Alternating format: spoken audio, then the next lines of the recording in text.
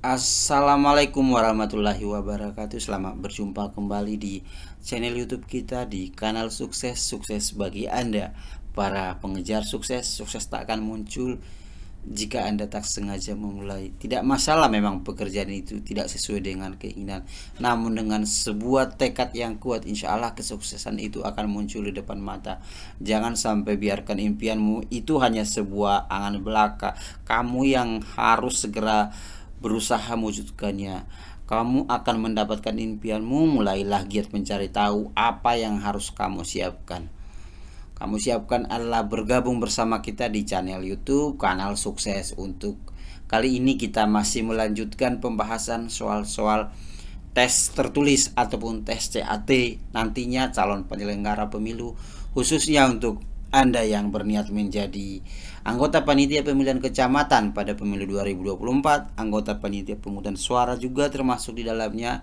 Kita langsung saja ke pembahasan soal untuk lebih melatih, semakin bergiat mengulangi soal terus dan nantinya akan menjadi paham dan pasti terkait dengan pemecahan masalah soal tersebut. Kita langsung saja ke soal nomor 1. Adapun di bawah ini yang bukan merupakan peserta pemilu yang lolos dalam ambang batas parliamentary threshold. Dalam hal ini parliamentary threshold, ambang batas minimal. Apakah itu A Gerindra dan PKS, B PKB dan PDIP, C Golkar dan Demokrat, D Perindo dan Hanura, E PAN dan P3. Untuk parliamentary threshold ini adalah sesuai dengan hasil pemilu 2019. Terdapat 9 partai, sering kita menyebutnya Partai Senayan, dan mereka lah yang berhak dalam pembagian kursi. Namun tidak semua partai yang lolos dalam kontestasi pemilu 2019 berhasil mendudukkan kursi di DPR RI karena syarat parliamentary threshold tadi minimal 4% suara sah dari suara nasional. Di antara partai tersebut, manakah dalam pilihan berikut? Kita lihat untuk pilihan A Gerindra dan PKS merupakan Partai Senayan, B PKB dan PDIP adalah Partai Senayan juga, C Golkar dan Demokrat Partai Senayan juga, E PAN dan P3 Partai Senayan juga. Sedangkan untuk pilihan D Perindo dan Hanura bukan Partai Senayan. Jadi dalam hal ini pilihannya adalah D Perindo dan Hanura. Jadi ada sekitar 9 partai yang termasuk Partai Senayan. Termasuk di dalamnya itu adalah Partai Nasdem. Jadi jawabannya yang bukan merupakan peserta pemilu yang lolos dalam ambang batas parliamentary threshold dalam pemilu 2019 maksudnya. Jadi minimal perolehan suara 4% nasional itu ada Perindo dan Hanura.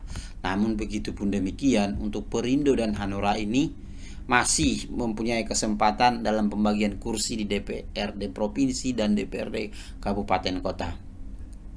Langsung lanjut ke soal nomor 2. Dalam pasal 2 Undang-Undang nomor 7 tahun 2017 yang termasuk asas pemilu. Asas pemilu itu adalah diatur dalam pasal 2. Mungkin kita juga mengingat dulu lagu-lagu terkait dengan Mars Pemilu, berasaskan langsung, umum, bebas, rahasia, jujur dan adil. Luber dan jurdil disingkat. Jadi diantara pilihan ini mana yang termasuk? Apakah A langsung, bebas, ya bebas, akuntabel tidak termasuk. B bebas, rahasia umum. C profesional, efisien dan rahasia. Profesional dan efisien tidak termasuk. Kita masuk di pilihan D langsung, bebas dan transparan. Transparannya tidak termasuk. Jadi untuk D bukan jawaban yang benar. E langsung, bebas, objektif. Objektif tidak termasuk. Jadi E bukan jawaban. Kita kembali ke pilihan mana yang paling tepat. Ada di pilihan B, yaitu langsung, umum, bebas, rahasia. Berarti ada 3 kata. Langsung tidak ada, umum ada, bebas ada, rahasia ada. Plus jurdil, jujur dan adil. Jadi jawaban yang paling tepat untuk soal nomor 2 ada pada pilihan B. Kita lanjut untuk soal nomor 3. Kita lanjut. Dalam Undang-Undang Nomor 7 Tahun 2017 yang dimaksud dengan penyelenggara pemilu. Siapakah penyelenggara pemilu itu? Sering kita sebut dengan tripartit, yang dimana diatur bahwa dalam menyelenggarakan pemilu itu ada lembaga, 3 lembaga. Satu yang menyelenggarakan, 2 yang mengawasi, dan ketiga itu yang memeriksa terkait kode etik. Kode etik seperti apa? Jadi dalam hal ini 3 lembaga yang saya sebutkan tadi, apakah A Bawaslu, B Bawaslu dan KPU, C Bawaslu, KPU dan KPI, D KPU, Bawaslu dan DKPP. DKPP ada nih 3. Semua jawaban benar. Di antara pilihan tersebut, tadi saya sebutkan bahwa yang menyelenggarakan pemilu itu ada 3. Siapa itu? Yang melaksanakan, pelaksananya, eksekutor di lapangan, yaitu KPU. Kemudian diawasi oleh siapa? Bawaslu, Badan Pengawas Pemilu. Terus terkait dengan kode etik yang kedua ini antara KPU dan Bawaslu, siapa namanya? Ada lembaga juga, DKPP. Jadi ini khusus mengawasi terkait adanya dugaan pengaduan terhadap pelanggaran kode etik penyelenggara pemilu, yaitu KPU dan Bawaslu, yaitu dilaksanakan, diputus dan diadili oleh DKPP. Jadi dalam Undang-Undang Nomor 7 Tahun 2017 yang dimaksud dengan penyelenggara pemilu itu ada 3, KPU, Bawaslu, dan Dewan Kehormatan Penyelenggara Pemilu. Pilihan ada pada D. Kita lanjut ke soal nomor 4. Pemilih dari daerah pemilihan luar negeri masuk dalam dapil. Masuk dalam dapil apa? Ini pemilihan DPR RI. Apakah A. Dapil Banten 2, B. Dapil DKI Jakarta 1, kemudian C. Dapil DKI Jakarta 2, D. Dapil Banten 1, semua jawaban salah. Di antara pilihan tersebut, dapil untuk mewakili warga negara Indonesia yang berhak memilih yang ada di luar negeri itu masuk dalam dapil DKI Jakarta 2. DKI Jakarta 2 bersama dengan pemilih dari kota administratif Jakarta Selatan dan Jakarta Pusat. Jadi pilihan ada C. Pemilih luar negeri dimasukkan ke dalam pemilihan dapil DKI Jakarta 2 untuk pemilihan umum anggota DPR RI. Jadi jawabannya C. Masuk soal nomor 5. Struktur kelembagaan di KPU secara berjenjang ke bawah. Berjenjang ke bawah berarti dari atas ke bawah, top seperti itu. Siapakah yang masuk lembaga ini? Apakah KPU, KPU Provinsi, KPU Kabupaten Kota, PPK, PPS, KPPS? B. KPU, KPU Provinsi, KPU Kabupaten Kota, PPK, PPS, KPPS, KIP Aceh. C. KPU, KPU Provinsi, KPU Kabupaten Kota, PPK, PP Distrik, PPS, KPPS. D. KPU, KPU Provinsi, KPU Kabupaten Kota, PPK, PPS, KPPS, pengawas TPS. KPU, KPU Provinsi, KPU Kabupaten Kota, PPK, PPS, KPPS, PPLN. Jadi dalam hal ini struktur KPU juga berjenjang mulai dari pusat, provinsi, kabupaten kota, kecamatan, desa, TPS. Di antara pilihan ini, di pusat dilaksanakan oleh siapa? Ada KPU. Di provinsi namanya KPU Provinsi. Di kabupaten kota namanya KPU Kabupaten Kota. Di kecamatan ada namanya PPK, Panitia Pemilihan Kecamatan. Kemudian di tingkat desa, Panitia Pemungutan Suara. Kemudian yang paling rendah itu KPPS, kelompok penyelenggara pemungutan suara. Ini di tingkat TPS. Di tingkat TPS. Jadi inilah dia jenjang penyelenggara pemilu KPU, dari pusat sampai ke paling bawah. Jadi dalam hal ini ada 6 jenjang diantaranya. Dan di antara pilihan ini mana yang paling tepat? Kalau tadi untuk A, pusat, provinsi, kabupaten, kota, kecamatan, desa, kelurahan, TPS. Simpan dulu untuk pilihan A. B, KPU, KPU Provinsi, Kabupaten Kota, PPK, PPS, KPPS. Iya benar KPPS, tapi ini muncul KIP Aceh. KIP Aceh adalah nama sebutan KPU Provinsi untuk Aceh, karena pemerintah Aceh istilahnya tersendiri. Jadi KIP Aceh nama sebutannya. Jawaban B tidak. Kita masuk soal nomor jawaban C. KPU Provinsi, KPU Provinsi, KPU Kabupaten Kota, PPK, PP Distrik.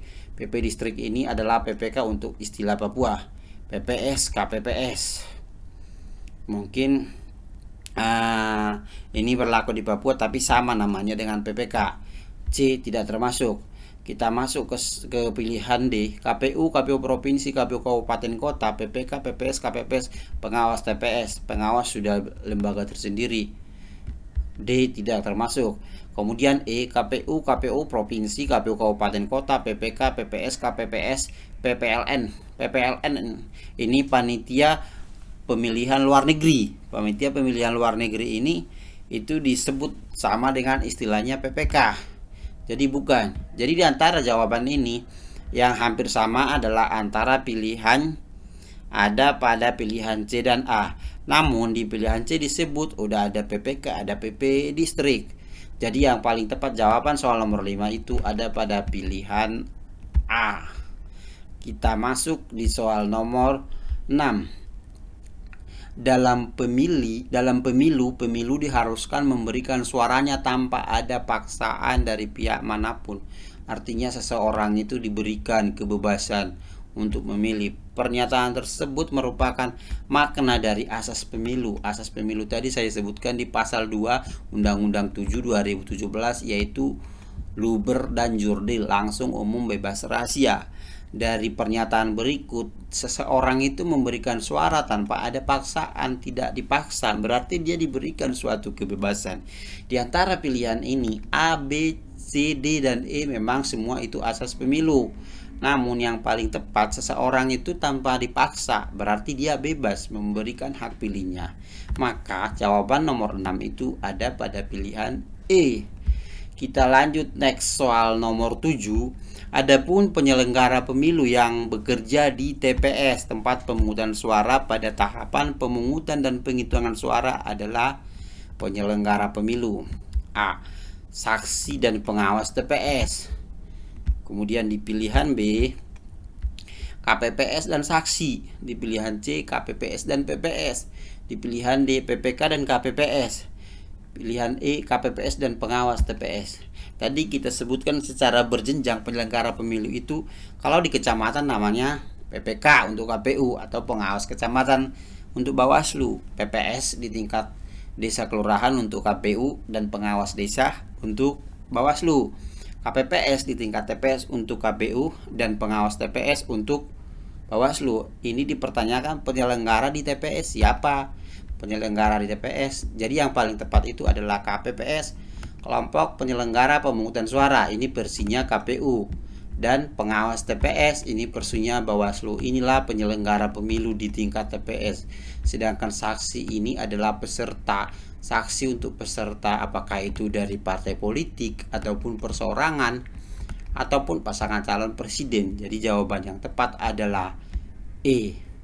Kita lanjut ke soal berikutnya. Untuk soal berikutnya ada pada soal nomor 8. Data pemilu dimutakhirkan secara faktual ke lapangan oleh siapa? Faktual artinya door to door. Jadi KPU ada membentuk panitia yang memutakhirkan data pemilu. Yang door to door bertugas rumah ke rumah, pintu ke pintu seperti itu untuk akurasi data dimaksud. Siapakah itu? Apakah Apantarli, B. Pengawas desa, C. KPPS, D. Dinas Kependudukan dan Catatan Sipil, E. BPS. Di antara jawaban ini yang paling tepat adalah A. Pantarli. Karena kalau KPPS melaksanakan pemungutan penghitungan suara, pengawas desa mengawasi, dan KPPS tadi kelompok penyelenggara pemungutan suara, Dinas Kependudukan dan Catatan Sipil, bukan BPS, bukan. Jadi jawaban yang paling tepat adalah A. Kita lanjutkan ke soal nomor 9. Jumlah anggota KPPS sebanyak apakah A7, B5, C3, D9, kemudian E11. Di antara pilihan ini yang paling tepat adalah jumlah anggota KPPS yang melaksanakan pemungutan dan penghitungan suara pada hari H pemungutan suara itu sebanyak 7 orang. Jawabannya adalah A. Kita masuk soal nomor 10. Petugas KPPS berjumlah hampir mirip dengan soal nomor 9. Apakah A 1 orang di setiap desa kelurahan, B 7 orang di setiap TPS, C 2 orang di setiap TPS, D 3 orang di setiap desa kelurahan, E 5 orang di setiap desa kelurahan. KPPS itu petugas kelompok pemungutan dan penghitungan suara di tingkat TPS. Jadi desa kelurahan ini tidak termasuk. Berapa jumlahnya? Tadi sudah kita sebutkan di soal nomor 9 adalah 7. Jawaban nomor 10 adalah B. Lanjut soal 12. Pernyataan berikut ini yang tidak benar terkait partai lokal adalah: partai lokal ada di Aceh. Iya benar. B. Partai lokal hanya ikut dalam pembagian kursi di DPR Aceh dan kabupaten kota. Iya benar. Partai lokal juga terdapat di Provinsi Papua dan Papua Barat. Salah. D. Partai lokal tidak memiliki kursi di Senayan. Iya benar, tidak ada, hanya ada di Aceh. Verifikasi parpol terhadap partai lokal hanya dilakukan di Provinsi Aceh. Iya benar. Jadi antara pilihan A, B, D, dan E adalah benar. Jadi jawabannya yang tidak benar itu hanya ada pada pilihan C, di mana Papua dan Papua Barat tidak ada yang namanya partai lokal tetapi nasional. Lanjut soal nomor 13. Perlengkapan pemungutan dan penghitungan suara di TPS meliputi antara lain kecuali: A. Surat suara, B. Tinta, C. Sampul kertas dan segel, D. Kotak suara dan bilik suara, E. Obeng untuk mencoblos. Yang kecuali yang tidak termasuk adalah E, karena alat coblos itu tidak harus obeng. Ada spesifikasi khusus yang disebutkan, tapi lebih pas disebut alat coblos, bukan langsung menyebutkan nama alat yang digunakan seperti obeng seperti itu. Jadi perlengkapan pemungutan dan penghitungan suara TPS meliputi antara lain kecuali, yaitu E. Jawaban soal nomor, kita lanjut soal nomor 14. PPK berada di bawah dan bertanggung jawab kepada siapa?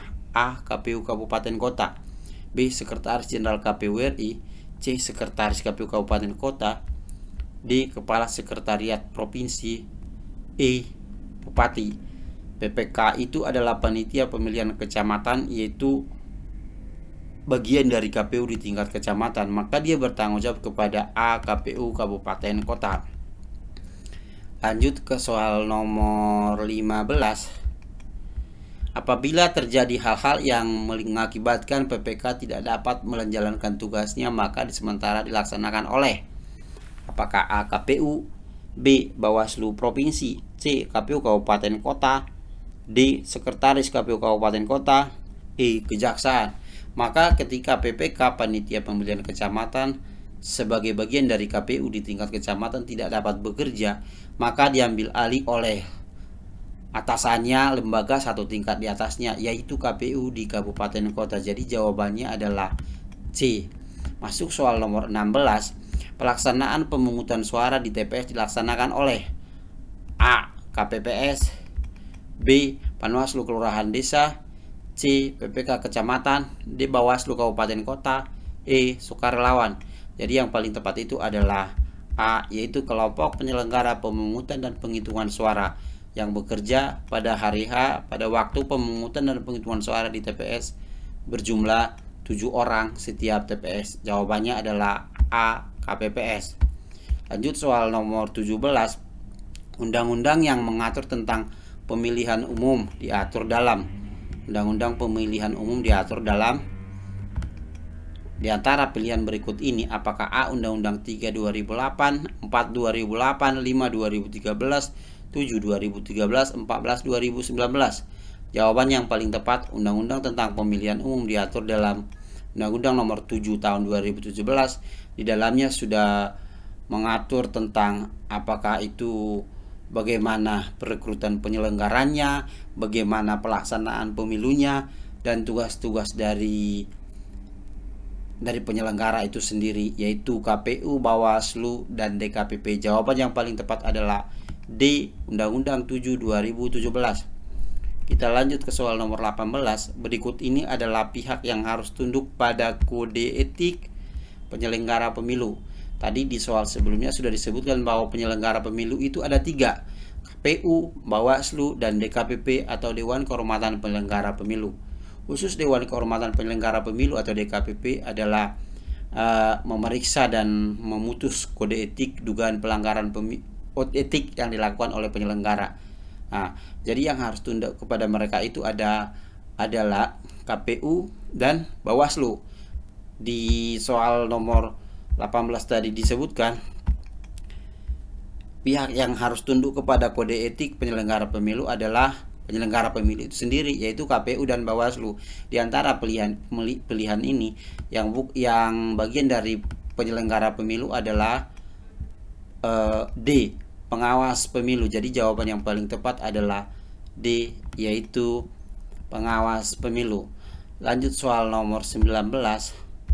Untuk soal nomor 19, pemilu tahun 2024 dilaksanakan pada A.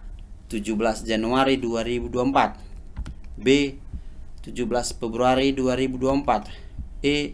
14 Januari 2024, D. 14 Februari 2024. Kemudian dan pilihan E, 17 Maret 2024. Untuk pemilu legislatif, yaitu presiden, wakil presiden, DPR, DPD, DPRD provinsi, DPRD kabupaten kota akan dilaksanakan nanti di 2024, jatuh pada 14 Februari bertabur coklat. Ya benar, 14 Februari 2024. Kita masuk ke soal terakhir, kita akhiri soalnya untuk soal nomor 20. Pelaksanaan pemungutan suara di TPS, lagi-lagi ini ditekankan. Artinya kenapa kita sering mengulang soal, supaya nanti kita makin terbiasa. Pelaksanaan pemungutan suara di TPS dilaksanakan oleh A. KPPS, B. Panwaslu Kelurahan Desa, C. PPK Kecamatan, D. Bawaslu Kabupaten Kota. Pelaksana di TPS itu adalah KPPS. Jawaban yang paling tepat ada pada pilihan A, yaitu KPPS. Sekian pertemuan untuk sesi berikut ini untuk 20 soal. Jangan lupa ikuti terus channel YouTube kita di Kanal Sukses. Nantinya kita akan sering membawakan soal-soal untuk kita bahas bersama. Jika tidak pernah Anda memulai, lalu kenapa Anda harus diberikan hasil? Menunda-nunda suatu hal yang adalah suatu hal yang tidak baik. Jika kamu terlalu banyak menunda, bisa jadi mimpi kamu akan semakin tertunda. Maka segeralah mulai bersama di channel kita di Kanal Sukses. Selamat dan sukses untuk kita semua. Nantikan pertemuan kita di video-video berikutnya. Terima kasih. Assalamualaikum warahmatullahi wabarakatuh.